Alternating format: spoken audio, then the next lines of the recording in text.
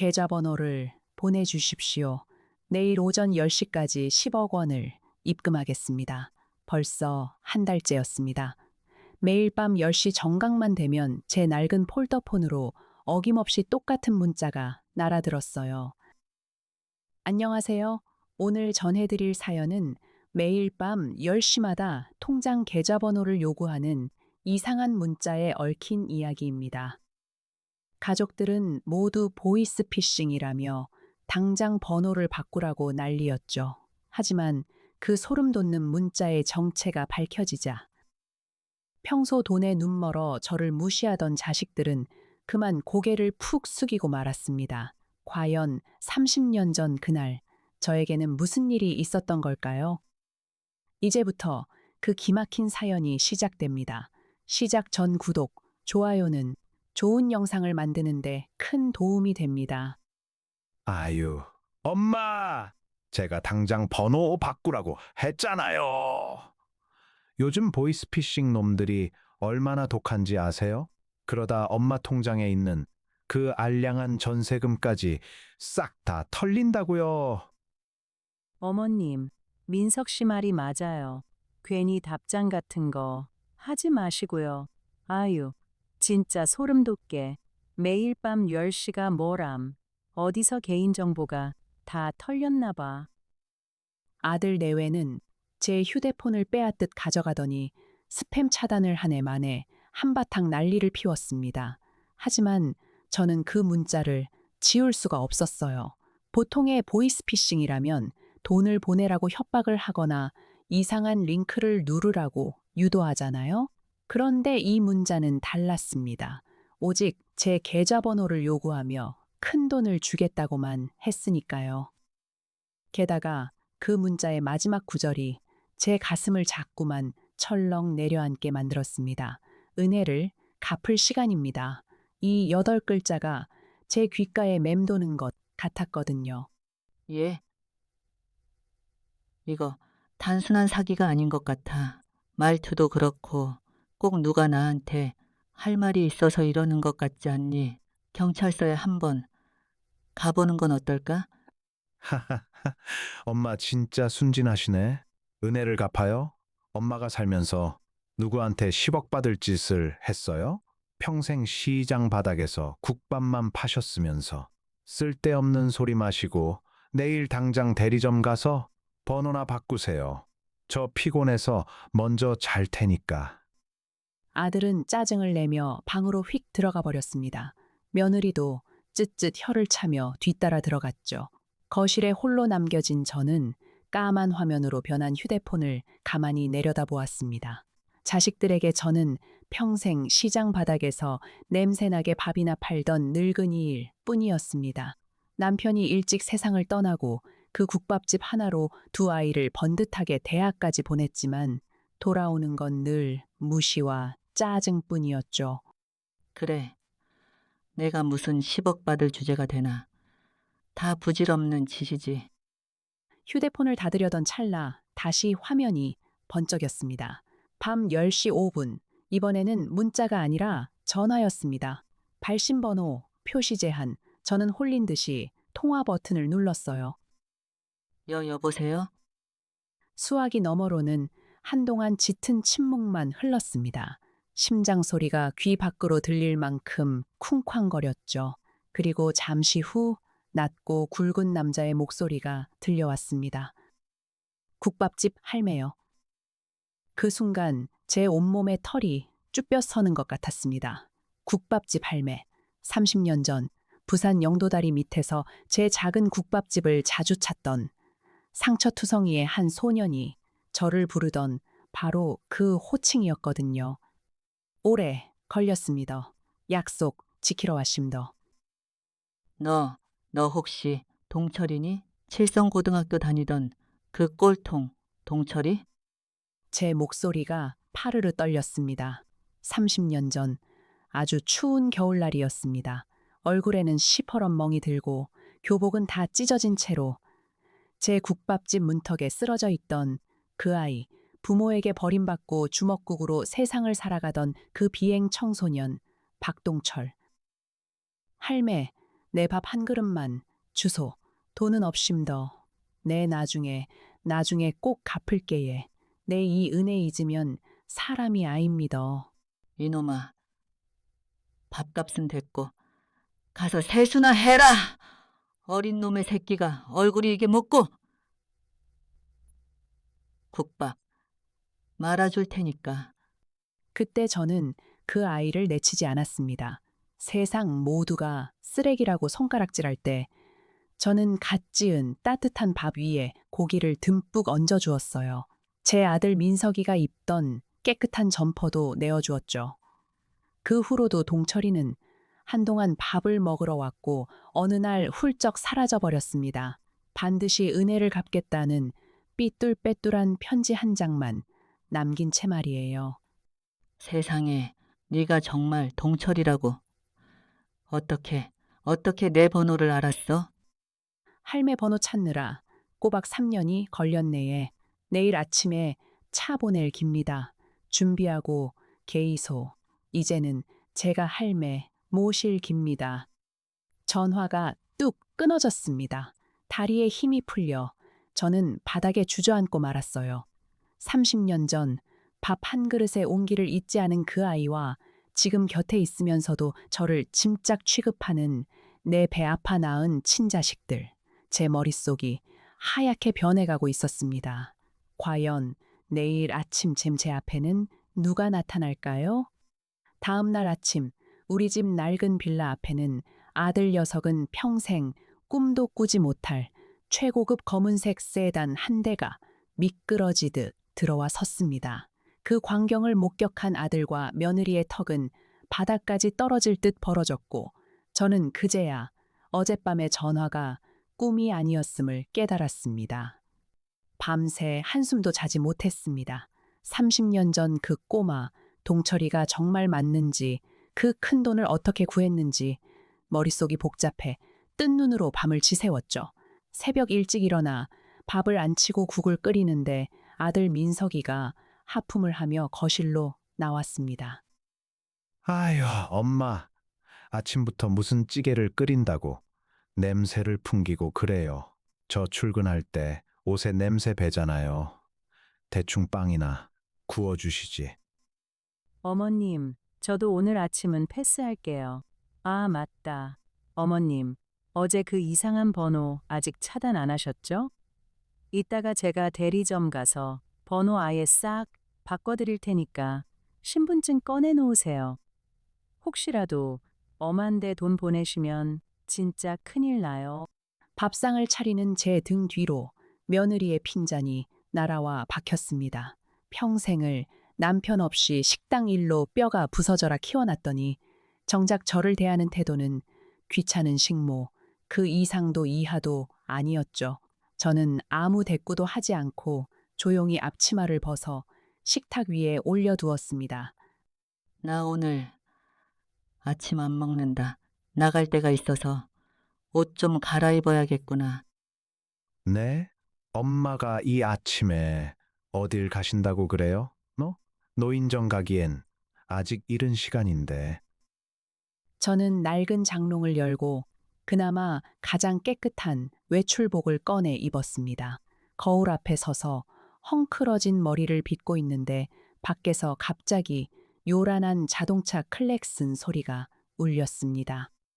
아니, 어떤 미친놈이 아침 대바람부터 남의 빌라 입구를 꽉 막아가 놓고 난리야? 차 좀 빼라고 소리라도 쳐야겠네.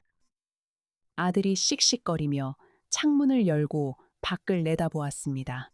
그런데 욕을 하려던 아들의 입이 쩍 벌어진 채 멈춰버렸습니다. 어, 어, 저거 마이바흐 아니야? 저런 회장님 차가 우리 동네에는 웬일이지? 며느리도 헐레벌떡 창가로 달려가 밖을 내다보며 눈을 비볐습니다. 저도 조심스레 창밖을 내려다보았죠. 정말이었습니다. 번쩍이는 검은색 고급 세단 한 대가 비좁은 골목길을 꽉 채우며 저희 빌라 입구에 정확히 서 있었거든요. 차 문이 열리고 각 잡힌 검은 정장을 입은 건장한 체격의 운전기사가 내리더니 저희 집 현관을 향해 깍듯이 인사를 했습니다. 박동철 대표님의 지시로 어르신을 모시러 왔습니다. 편히 내려오시지요. 기사의 크고 또렷한 목소리가 창문을 넘어 거실까지 똑똑히 들려왔습니다. 박동철. 그 이름 세 글자에 제 심장이 다시 쿵쾅거리기 시작했습니다. 어머, 어머님, 방금 저 양복 입은 사람이 어머님 모시러 왔다고 한 거 맞죠? 박동철? 박동철이 대체 누구예요? 엄마, 혹시 어제 그 보이스피싱 놈들이 진짜 집까지 쳐들어온 거 아니에요? 안 되겠다. 내가 당장 경찰에 신고부터. 내버려둬라. 나를 데리러 온 손님이니까. 저는 신고를 하려던 아들의 손을 매몰차게 뿌리치고 현관문을 열고 나섰습니다. 뒤에서 아들과 며느리가 황당하다는 듯 부르는 소리가 들렸지만 저는 뒤도 돌아보지 않았죠. 계단을 내려가 빌라 밖으로 나가자 운전기사가 재빨리 다가와 뒷좌석 문을 열어주었습니다. 안전하게 모시겠습니다. 대표님께서 눈 빠지게 기다리고 계십니다. 푹신한 가죽 시트에 앉자 은은한 방향제 향기가 코끝을 스쳤습니다. 창밖을 보니 2층 창문에 매달려 입을 떡 벌리고 저를 쳐다보는 아들 내외의 우스꽝스러운 얼굴이 보였죠. 차는 미끄러지듯 골목을 빠져나가 도심 한복판을 향해 달리기 시작했습니다. 차창 밖으로 스쳐 지나가는 풍경을 보며 저는 30년 전 그날을 떠올렸습니다. 경찰에 쫓겨 벌벌 떨던 동철이를 가게 창고에 숨겨주고 따뜻한 국밥 한 그릇을 먹여 몰래 뒷문으로 빼돌려 주었던 그 추운 겨울밤, 제 옷소매를 붙잡고 눈물을 뚝뚝 흘리며 맹세하던 그 작고 깡마른 아이의 뒷모습이 아직도 눈에 선했습니다. 한참을 달리던 차는 서울 강남의 한복판, 하늘을 찌를 듯이 높이 솟은 거대한 빌딩 앞에 부드럽게 멈춰 섰습니다. 도착했습니다. 어르신, 내리시지요. 기사의 부축을 받으며 차에서 내린 저는 빌딩의 위용에 압도되어 고개만 꺾어 위를 쳐다보았습니다. 그리고 건물 정문, 그 넓은 유리문 앞에는 수십 명의 정장 입은 사람들이 두 줄로 길게 늘어서서 누군가를 애타게 기다리고 있었죠. 그들의 맨 앞 중앙에 서 있는 은끗 희끗한 머리의 중년 남자. 남자는 저를 보자마자 얼굴을 일그러뜨리며 왈칵 눈물을 쏟아냈습니다. 그리고는 주변 사람들의 시선은 아랑곳하지 않고 제 앞으로 달려와 털썩 무릎을 꿇었습니다. 할매, 할매 맞네예. 네, 영도다리 꼴통, 동철이, 와 이리 팍 늙어버렸습니고. 내 이 은혜 갚으려고 이리 악착같이 살았는데. 제 두 손을 부여잡고 아이처럼 엉엉 우는 이 번듯한 신사가 정말 그 옛날 국밥을 개걸스럽게 퍼먹던 그 꼬마란 말인가요? 저는 떨리는 손으로 동철이의 어깨를 토닥였습니다. 그 벅찬 재회의 순간 제 가방 속에서 핸드폰이 미친 듯이 울리기 시작했습니다. 화면에 뜬 이름은 아들 민석. 민석이는 필시 제가 타고 간 고급차의 정체가 궁금해서 안달이 난 게 분명했습니다. 저는 조용히 통화 거절 버튼을 누르고 동철이의 손을 마주 잡았습니다. 그런데 그 짧은 순간 동철이의 비서로 보이는 젊은 청년이 다가와 작은 목소리로 동철이에게 뭔가를 속삭였습니다. 그 말을 들은 동철이의 눈빛이 순간 서늘하게 변했습니다. 뭐라고? 할매 아들이 방금 내 뒷조사를 해달라고 흥신소에 전화를 돌렸다고? 하, 이 새끼 보소. 돈 냄새를 기가 막히게 맡은 제 친자식이 벌써부터 검은 속내를 드러내기 시작한 걸까요? 동철이는 저를 보며 빙그레 웃더니 뜻밖의 제안을 건넸습니다. 할매, 내가 오늘 기가 막힌 구경 하나 시켜드릴게예. 할매 그 잘난 아들놈이 내 앞에서 얼마나 납작 엎드리는지 한번 보시렵니꼬? 과연 동철이는 돈에 눈이 먼 제 아들에게 어떤 무서운 덫을 놓으려는 걸까요? 내 아들이 내 앞에서 납작 엎드리는 꼴을 보여주겠다. 동철이의 서늘한 미소에 저는 그만 등골이 오싹해졌습니다. 동철이는 그 옛날 다리 밑에서 덜덜 떨던 그 불쌍하고 순진한 꼬마가 아니었습니다. 30년이라는 험난한 세월 동안 산전수전 다 겪으며 수백억대 자산가로 자수성가한 무섭고 치밀한 사업가였죠. 비서의 보고를 받은 동철이는 굳은 얼굴로 저를 돌아보며 조용히 입을 열었습니다. 할매, 너무 놀라지 마이소. 저 자식이 할매 전세금까지 싹 다 빼먹으려고 수작 부리는 거 내 진작부터 다 알고 있었습니다. 돈 냄새를 맡고 내 뒷조사까지 하려고 흥신소를 풀었으니 제대로 된 덫을 놓으면 미친 듯이 물어뜯을 깁니다. 이번 기회에 아주 뿌리를 뽑아버려야 합니다. 동철아, 내 배 아파난 하나뿐인 핏줄인데 어쩌려고 그러는 거냐. 혹시라도 애가 잘못되기라도 하면 걱정 마이소. 썩은 살을 도려내야 새살이 돋는 법 아입니꼬. 할매가 평생을 바쳐 키웠는데 할매를 짐짝 취급하는 저 호로 자식, 내 오늘 그놈들 바닥을 확실히 보여드릴게에 그냥 가만히 앉아서 구경만 하이소. 동철이는 곧바로 비서에게 지시해 아들이 고용한 흥신소 직원에게 아주 교묘하게 가짜 고급 정보를 흘렸습니다. 박동철 회장이 강남 노른자 땅에 1,000억 원대 최고급 실버타운을 짓고 있으며 옛 은인인 할머니에게 그 핵심 지분을 전부 넘기려 한다는 기가 막힌 거짓말이었죠. 게다가 그 지분을 받기 위해서는 일정 금액의 초기 투자금이 필요하다는 미끼까지 슬쩍 던져두었습니다. 그로부터 며칠이 지났습니다. 동철이의 예상은 단 1mm도 빗나가지 않았어요. 아들 내외는 흥신소에서 건네받은 가짜 서류를 보고 완전히 눈이 뒤집히고 말았습니다. 여보, 이것 봐봐! 내 말이 맞지? 그 박동총철이라는 사람 장난 아니야. 명동의 숨은 큰손에 지금 강남에 1,000억짜리 실버타운을 짓고 있대. 우리 엄마한테 그 어마어마한 지분을 주려는 게 확실해. 세상에 1,000억이요? 아니, 근데 어머님이 그 큰 돈을 덥석 받아서 홀라당 고아원 같은데 기부라도 해버리면 어떡해요? 평생 남 퍼주는 거 좋아하시는 분이잖아요. 우리가 먼저 선수를 쳐야 해요. 어머님 도장 몰래 찍어서 우리가 그 지분을 가로채자고요. 당연하지. 내가 미쳤다고. 그 돈을 엄마 손에 쥐어줘? 이참에 엄마는 저기 시골 구석에 있는 싼 요양원에 모시고 그 지분은 내가 싹 다 굴리는 거야. 아, 초기 투자금이 좀 필요하다는데 우리 집 담보 대출 받고 엄마 빌라 전세금도 미리 빼자. 모자라면 사채라도 끌어다 쓰지 뭐. 어차피 1,000억이 들어올 건데 그깟 이자가 대수야? 며느리의 도끼 어린 부추김에 아들은 완전히 이성을 잃고 말았습니다. 저를 시골 요양원에 버리겠다는 계획을 아무렇지도 않게 내뱉는 친자식의 대화를 동철이가 심어둔 도청기를 통해 듣고 있던 저는 그만 억장이 무너져 소리 없는 눈물을 뚝뚝 흘렸습니다.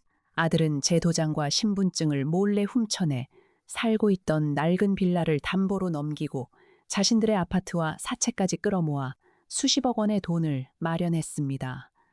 그리고 일주일 뒤 동철이의 거대한 회장실 한쪽 대형 거울로 위장된 특수 유리 뒤의 비밀 공간에 저와 동철이가 나란히 앉아 있었습니다.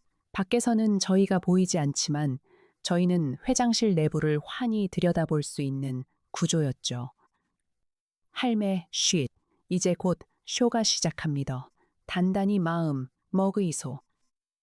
딸깍 하는 소리와 함께 회장실 문이 열리고 화면 속으로 최고급 양복을 쫙 빼입고 머리에 기름을 바른 제 아들 민석이가 거만한 표정으로 걸어 들어오는 모습이 보였습니다. 빚을 내서 만든 수십억 원짜리 수표가 든 첨질 가방을 꽉 움켜쥔 채로 말이죠. 안녕하십니까. 제가 바로 그 국밥집 할머니, 아니, 저희 어머니의 하나뿐인 장남 강민석이라고 합니다. 어머니를 대신해서 투자건으로 찾아왔습니다. 동철이가 파놓은 지옥의 덫으로 탐욕에 눈이 멀어 제 발로 걸어 들어온 아들을 보며 제 심장은 터질 듯이 요동치기 시작했습니다. 아무것도 모른 채 돈 가방을 테이블 위에 떡하니 올려놓는 민석이 과연 제 아들은 이 방에서 어떤 참혹한 지옥을 맛보게 될까요? 수십억 원이 든 돈 가방을 거만하게 테이블 위에 올려놓는 제 친자식을 보며 저는 그만 짐승처럼 울부짖고 싶었습니다. 자신을 낳아준 어미의 등골을 빼먹다 못해 이제는 살고 있던 낡은 집마저 사채업자에게 넘기고 저를 쓰레기 버리듯 요양원에 던져버릴 궁리를 하는 저 악마가 정녕 내 배 아파 낳은 자식이란 말입니까? 회장실 특수 유리 뒤편 어두운 밀실에 앉아 그 끔찍한 광경을 지켜보던 저는 두 손으로 얼굴을 감싼 채 소리 없는 눈물을 쏟아냈습니다. 제 곁에 선 동철이의 비서가 안타까운 눈빛으로 제게 따뜻한 물 한 잔을 건네주었죠. 특수 유리를 통해 보이는 거울 너머의 상황은 그야말로 기가 막힌 총극이었습니다. 하하, 회장님. 저희 어머니 몫으로 배정된 그 1,000억 원대 실버타운 지분 말입니다. 어머니가 연세도 있으시고 판단력도 흐려지셔서 장남인 제가 직접 모든 권리를 위임받고 관리하려고 합니다. 여기 요구하신 초기 투자금 수십억 원 수표로 딱 맞춰왔습니다. 확인해 보시죠. 아들 민석이는 당장이라도 떼돈을 벌 것 같은 흥분에 휩싸여 침까지 튀겨가며 떠들어대고 있었습니다. 그 맞은편에 앉은 동철이는 고급 가죽 소파에 깊숙이 등을 기댄 채 서늘하고 무표정한 얼굴로 민석이를 빤히 올려다보고 있었죠. 크흠, 그람은 우리 은인 할매는 지금 어디 계십니까? 일이 중한 계약을 하는데 당사자가 안 오시면 섭섭하지에. 아유, 걱정 마십시오. 안 그래도 어제 공기 좋고 물 좋은 지방의 요양원에 제가 아주 넉넉하게 돈을 쥐어주고 편히 모셔다 드렸습니다. 치매기가 살짝 있으셔서 집보다는 그런 시설이 훨씬 안전하거든요. 자, 여기 어머니 인감도장하고 위임장도 완벽하게 다 준비해 왔습니다.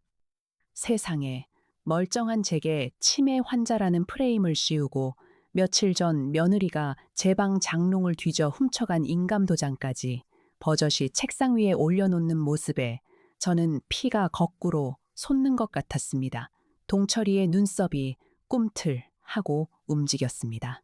그 옛날 시장 바닥에서 억울하게 매를 맞을 때 짓던 도끼 어린 그 표정 그대로였죠. 하하하, 효자십니다. 어머니를 그리 끔찍하게 챙기시고 그럼 계약서에 도장 한번 찍어 보시겠습니까? 동철이는 책상 서랍을 열더니 두꺼운 금박이 둘러진 양장본 계약서를 꺼내 민석이 앞으로 툭 밀어주었습니다. 민석이는 마치 먹이를 발견한 굶주린 짐승처럼 계약서를 낚아챘습니다. 눈에는 핏발이 서 있고 손은 벌벌 떨리고 있었죠. 1,000억이라는 어마어마한 숫자에 눈이 멀어 그 아래에 적힌 깨알 같은 글씨의 특약 조항은 읽어볼 생각조차 하지 않았습니다. 아, 당연하죠. 바로 찍겠습니다. 인감 여기 찍고 사인은 제 이름으로 하면 되는 거죠? 인주를 듬뿍 묻힌 도장이 계약서 위로 쿵 하고 떨어지는 순간이었습니다. 저는 눈을 질끈 감았습니다. 저 도장이 찍히는 순간 제 아들 민석이는 영원히 빠져나올 수 없는 40억 원의 거대한 사채 빚더미에 깔리게 되는 것이니까요. 아이고, 도장 참 시원하게 찍으시네 예. 그런데 우야노, 이 계약서 제대로 안 읽어보신 거 같습니다. 네? 그게 무슨 말씀이신지? 동철이가 빙그레 웃으며 계약서의 마지막 장을 손가락으로 톡톡 두드렸습니다. 그리고는 굵고 낮게 깔린 목소리로 조항을 하나하나 또박또박 읽어 내려가기 시작했습니다. 특약 제4조 본 계약에 납입된 초기 투자금이 강민석 본인의 합법적인 자산이 아니거나 어머니의 동의 없이 불법적으로 탈취한 자금일 경우 이 계약은 즉시 파기되며 납입된 전액은 위자료 명목으로 박동철 회장이 아닌 어머니 본인의 명의로 영구 귀속된다. 뭐? 아니, 그게 무슨 소리입니까? 우리 엄마 명의로 귀속된다니요? 돈을 돌려주셔야지. 왜 그 돈이 엄마한테? 닥치라, 이 호로 자식아. 어디서 감히 피도 눈물도 없이 낳아준 어미를 팔아먹고 남의 돈을 날로 먹으려 들어. 갑자기 터져 나온 동철이의 사자 후에 민석이는 그만 다리에 힘이 풀려 바닥에 철푸덕 주저앉고 말았습니다. 방 안의 공기가 순식간에 얼어붙었습니다. 민석이는 덜덜 떨며 믿을 수 없다는 듯 동철이를 올려다보았죠. 그 순간 동철이가 책상 밑에 숨겨진 작은 버튼을 꾹 눌렀습니다. 윙 하는 묵직한 기계음과 함께 제가 서 있던 벽면의 특수 거울이 양옆으로 서서히 열리기 시작했습니다. 그리고 낡은 외출복을 입은 채 두 눈에 피눈물을 머금은 제가 천천히 빛이 쏟아지는 회장실 안으로 걸어 나갔습니다. 민서가 내 집을 담보로 잡고 사채까지 끌어다가 바친 돈이 결국 내 손으로 들어오게 생겼구나. 엄마가 왜 저 거울 뒤에서 나와? 지금 이게 대체 다 무슨... 넋이 나간 듯 바닥에 주저앉아 저를 향해 기어온 오는 아들의 처참한 몰락을 내려다보며 저는 주먹을 꽉 쥐었습니다. 탐욕이 만들어낸 지옥문이 비로소 활짝 열리는 순간이었습니다. 과연 모든 것을 잃고 빚쟁이들에게 쫓기게 될 제 아들은 이 끔찍한 현실 앞에서 어떤 발악을 하게 될까요?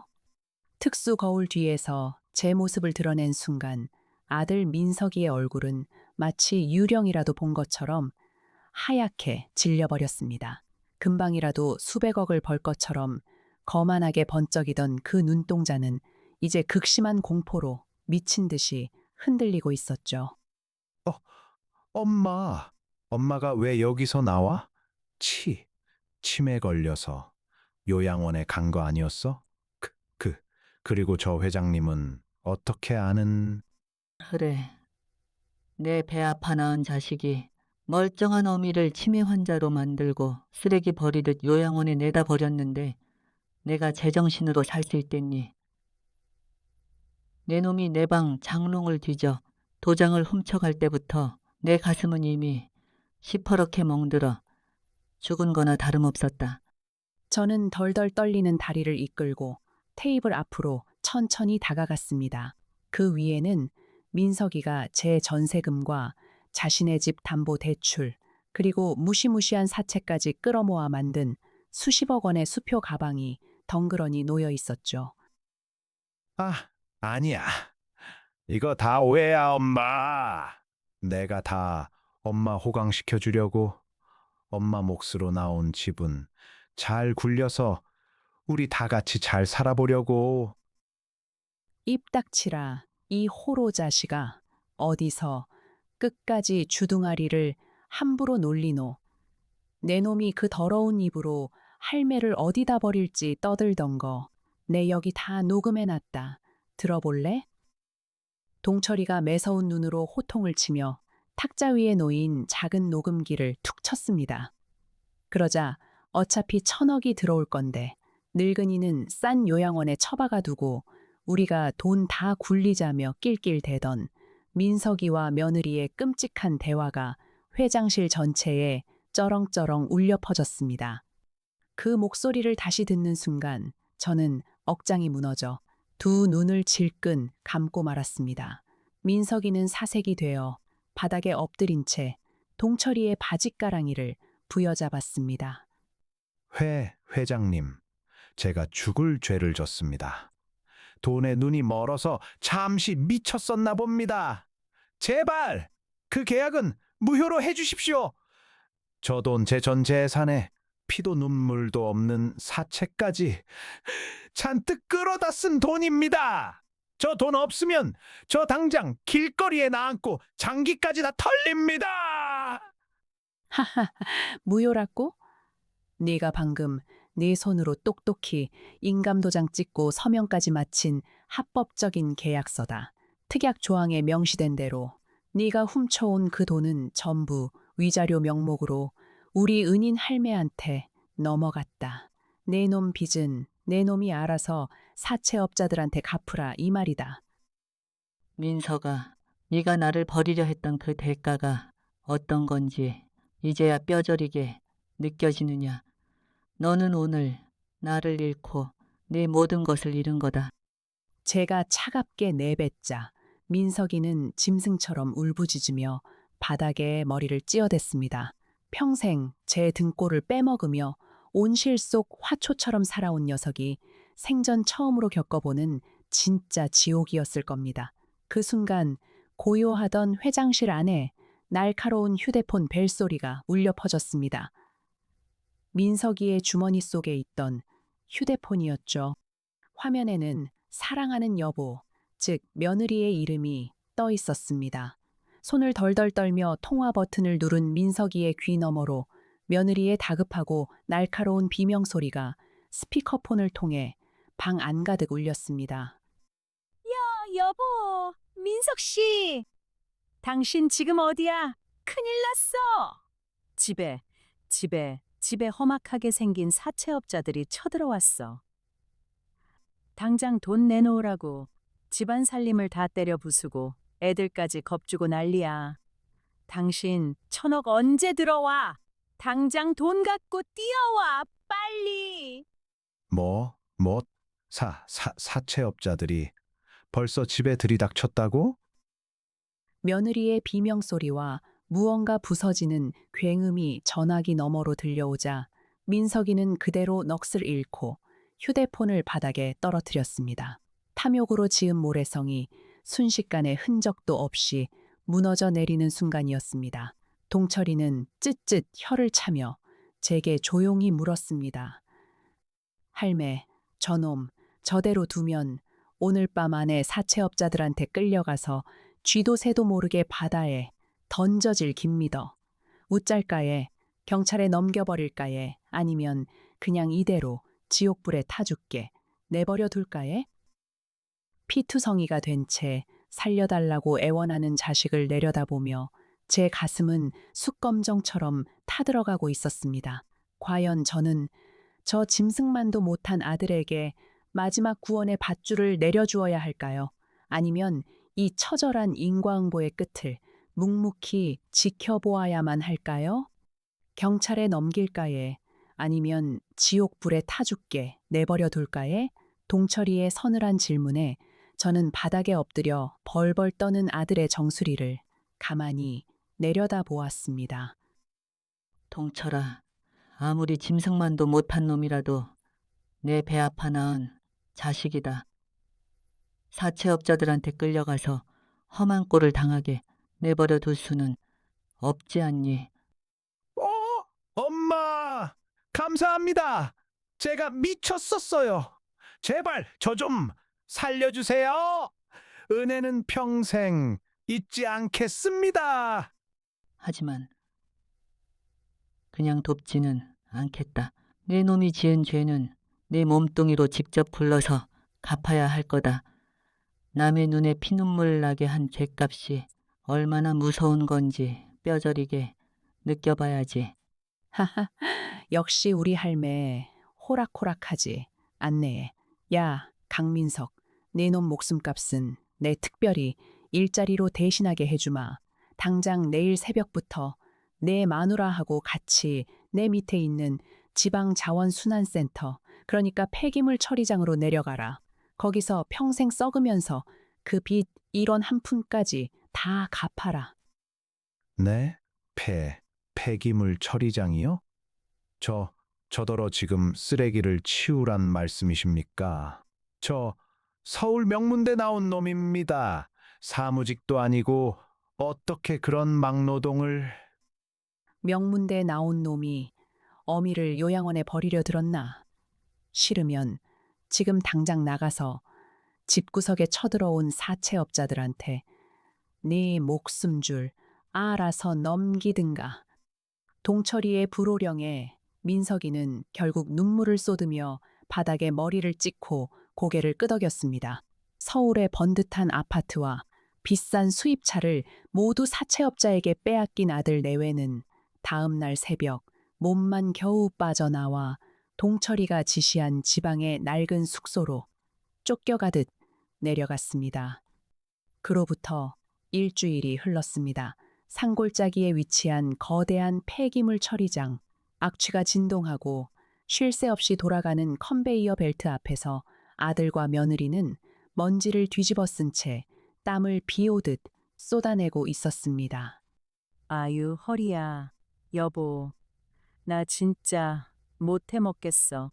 내 평생 손에 물 한 방울 안 묻히고 살았는데 이게 무슨 꼴이야. 손톱은 다 부러지고 냄새는 빠지지도 않고 어머님은 진짜 피도 눈물도 없으셔. 어떻게 친자식한테 이런 생고생을 시켜. 조용히 좀 해. 감시관이 쳐다보잖아.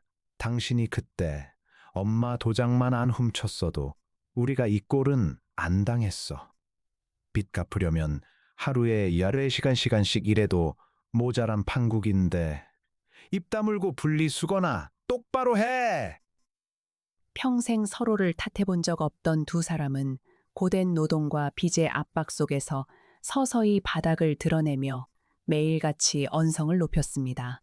저는 동철이와 함께 멀찍이 떨어진 관리실 창문 너머로 그들의 참담한 모습을 가만히 지켜보고 있었습니다. 아휴, 저렇게 힘들어 하는데 그냥 좀 편한 일자리로 빼주면 안 되겠니? 명숙이 쟤는 입술이 다 부르텄구나. 할매, 마음 약해지면 절대 안 됩니다. 저놈들 아직 정신 차리려면 멀었어예. 평생 남이 차려준 밥상만 받던 놈들이라 자기 손으로 피땀 흘려 돈 버는 게 얼마나 무섭고 고귀한 건지 뼈에 새기게 해야 합니다. 동철이의 말이 맞았습니다.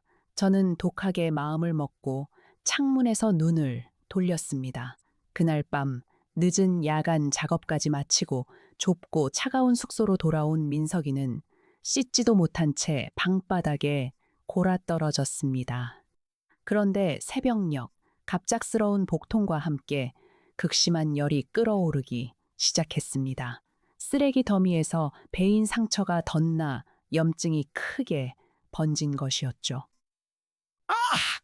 여보, 나 배가 너무 아파. 열도 심하고, 제발 배 위직구 좀 풀러줘. 아, 왜 이래 진짜. 나도 피곤해 죽겠는데. 약 상자 저기 있으니까 대충 아무거나 집어먹고 자, 내일 아침에 지각하면 일당 깎인단 말이야. 아내는 짜증을 내며 등을 돌리고 누워버렸습니다. 캄캄한 방 안, 홀로 배를 부여잡고 뒹굴며 끔찍한 고통과 외로움에 시달리던 민석이는 문득 자신이 어릴 적 크게 알아누웠던 밤을 떠올렸습니다. 그때 어머니는 뜨거운 국밥집 불판 앞에서 온종일 일하고 돌아와 퉁퉁 부은 다리로 밤을 꼬박 새우며 민석이의 이마에 물수건을 올려주셨죠. 내 새끼, 아프지 마라.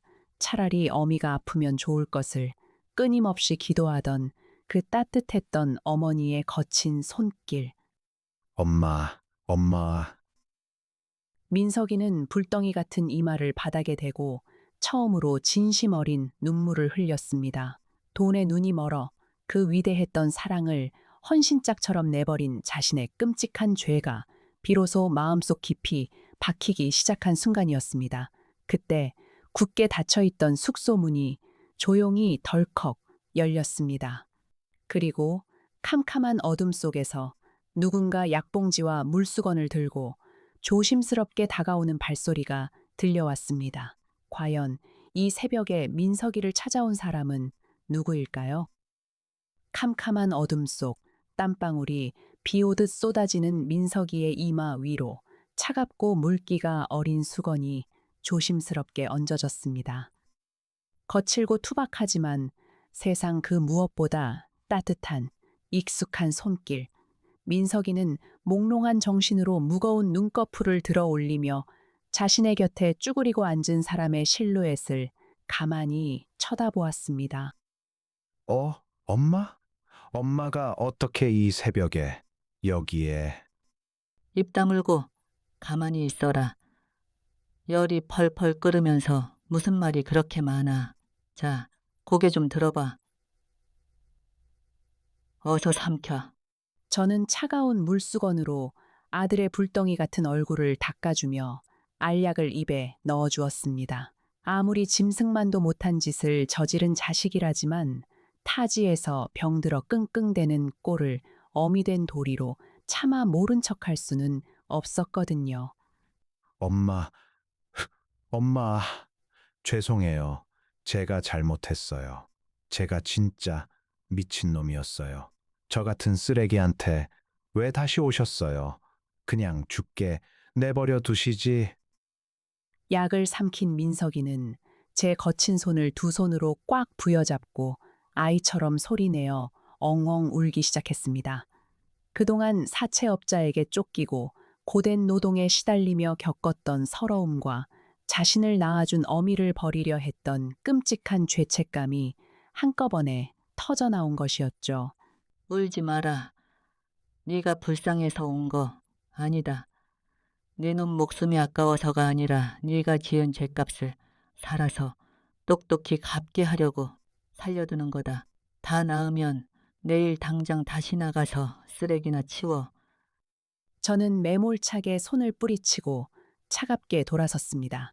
하지만 방문을 닫고 나오는 제 두 눈에서도 걷잡을 수 없는 눈물이 쏟아져 내리고 있었습니다. 독하게 마음을 먹어야 했습니다. 여기서 제가 다시 무너진다면 저 아이는 영영 사람 구실을 하지 못할 테니까요. 그렇게 몇 달의 시간이 흘렀습니다. 그날 새벽에 일이 있은 후 민석이에게는 크나큰 변화가 찾아왔습니다. 아? 나 더 이상 못해. 손가락 관절이 다 쑤시고 머리통이 깨질 것 같아. 당신 엄마한테 가서 빌든 사채업자한테 무릎을 꿇든 당신이 알아서 해. 난 짐 쌀 거니까 이혼 도장이나 찍어. 그래, 당신은 가라. 애초에 당신이 감당할 수 있는 빚이 아니었어. 미안하다. 도장은 내가 찍어서 보낼 테니까 당신은 서울 올라가서 애들이나 잘 챙겨. 매일같이 불평을 쏟아내던 며느리는 결국 견디지 못하고 짐을 싸서 서울로 도망쳐 버렸습니다. 예전 같았으면 아내를 붙잡고 같이 화를 냈을 민석이는 놀랍게도 순순히 아내를 보내주었습니다. 그리고는 묵묵히 폐기물 처리장으로 돌아가 남들보다 2배로 더 무거운 짐을 나르며 피땀을 흘리기 시작했죠. 할매, 저놈 보소. 이제 제법 사람 냄새가 나지 않습니까? 마누라가 도망을 가도 화 한 번 안 내고 쉬는 시간에도 남들 다 꺼리는 오물통 청소를 지 혼자 다 하고 있네. 창문 너머로 민석이를 지켜보던 동철이가 빙그레 웃으며 말했습니다. 먼지를 뒤집어 쓰고 땀에 흠뻑 젖은 채 처음 보는 환한 미소를 지으며 일하는 아들의 모습을 보며 저는 꽉 막혀 있던 가슴 한구석이 조금씩 뚫리는 것을 느꼈습니다. 그래. 지 손으로 정직하게 돈을 벌어봐야 세상 무서운 줄도 알고 가족 귀한 줄도 아는 법이지. 이제 조금 마음이 놓이는구나. 이제 정말 모든 것이 제자리로 돌아가는 듯 했습니다. 민석이가 이대로 묵묵히 빚을 갚으며 새 사람이 된다면 언젠가 다시 따뜻한 밥 한 끼를 마주 앉아 먹을 수 있을 거라 생각했죠. 그런데 평화롭던 어느 날 오후 끔찍한 기계음과 함께 자원순환센터 한쪽에서 요란한 비명 소리가 터져 나왔습니다. 사람 살려! 저기 크레인 밑에 김씨 할아버지가 깔렸어. 멈춰! 당장 기계 멈추라고! 무거운 철제 폐기물을 나르던 대형 크레인의 줄이 끊어지면서 그 밑에서 청소를 하던 나이든 인부 위로 쏟아져 내린 것입니다. 모두가 놀라 뒷걸음질 치며 패닉에 빠진 그 순간 누군가 미친 듯이 폐기물 더미로 뛰어들어 맨손으로 쇳덩이를 들어 올리기 시작했습니다. 바로 제 아들 민석이었죠. 아! 할아버지, 조금만 참으세요. 제가 꺼내드릴게요. 제발, 누가 와서 같이 좀 들어줘요. 빨리! 자신의 손에서 피가 터져 나오는 것도 모른 채 아버지뻘 되는 노인을 살리려 사력을 다하는 아들의 모습, 사무실에서 그 광경을 목격한 저는 심장이 바닥으로 쿵 하고 떨어지는 것 같습니다. 미석아! 안 돼!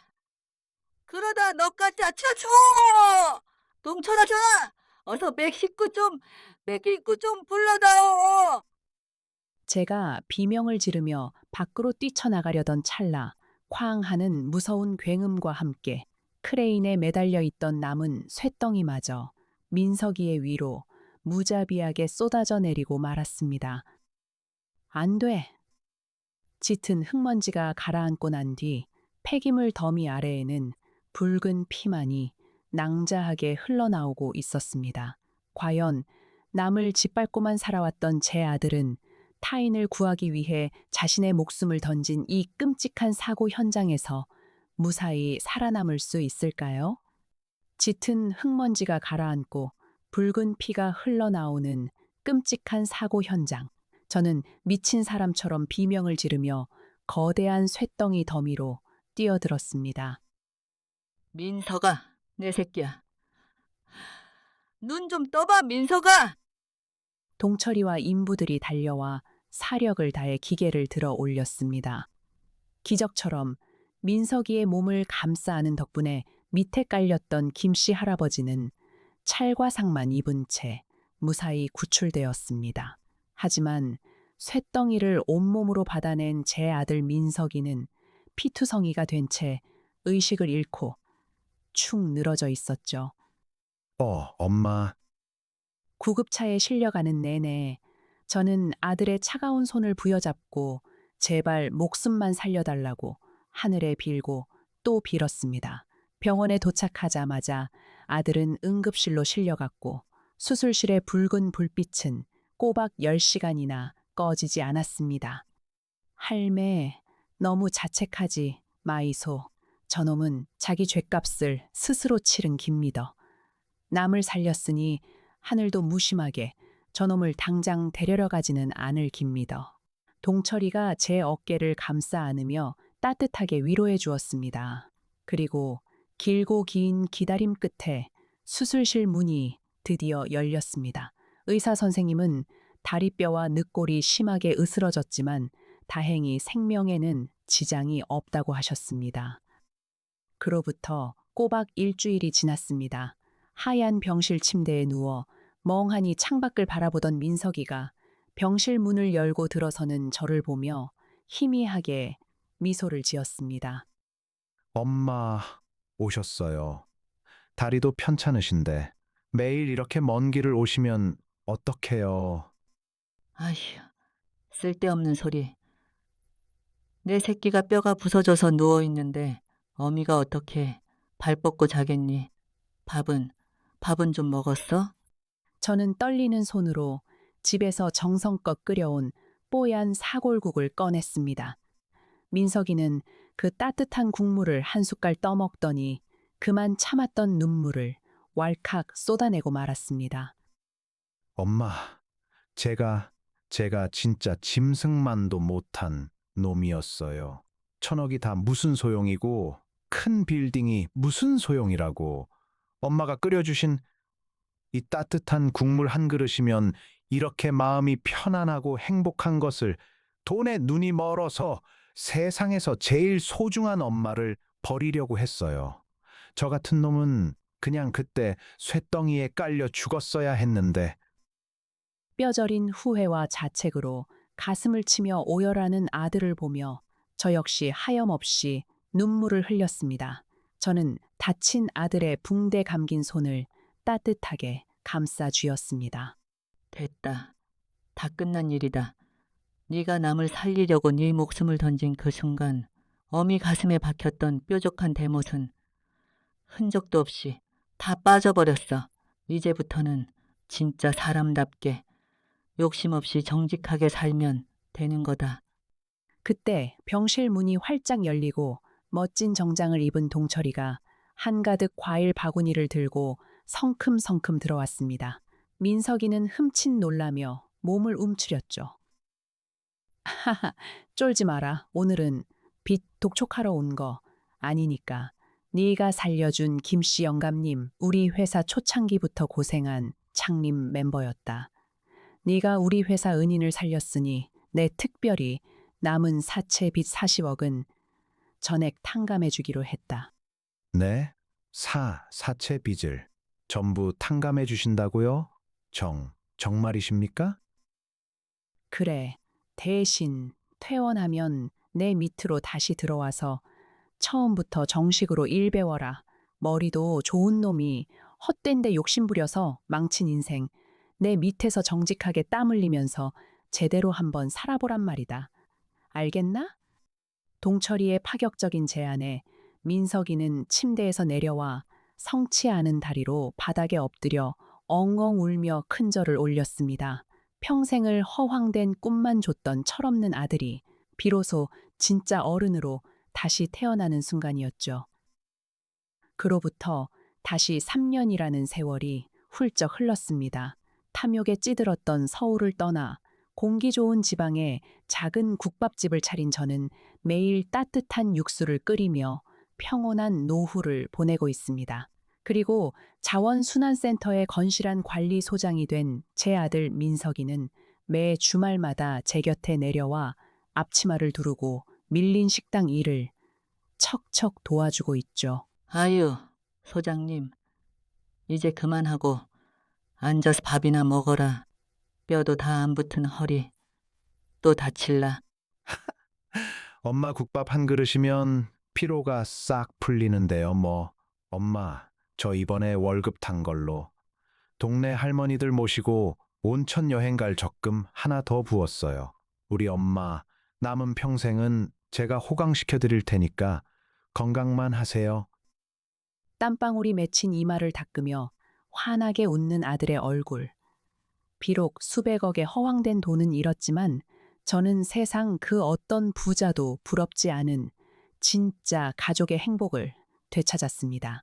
30년 전 굶주린 비행 청소년에게 건넸던 따뜻한 국밥 한 그릇이 긴 세월을 돌아 기적처럼 제 아들의 인생과 저희 가족을 구원해 주었네요. 오늘 사연 어떻게 들으셨나요? 돈에 눈이 멀어 짐승만도 못한 짓을 저지른 자식에게 40억 빚더미라는 지옥을 맛보게 한 참으로 통쾌한 복수극이었죠. 하지만 한편으로는 모든 것을 다 잃고 인생의 밑바닥까지 떨어지고 나서야 비로소 눈물로 회개한 아들을 다시 묵묵히 품어주는 그 위대한 어머니의 사랑에 가슴이 참 뭉클해집니다. 비 온 뒤에 땅이 굳는다고 하죠. 기나긴 악연을 끊고 다시 진짜 가족으로 태어난 두 모자의 앞날에 이제는 따뜻한 봄날만 가득하기를 응원하게 되네요. 시청자 여러분의 생각은 어떠신가요? 댓글로 여러분의 소중한 의견을 편하게 남겨주세요.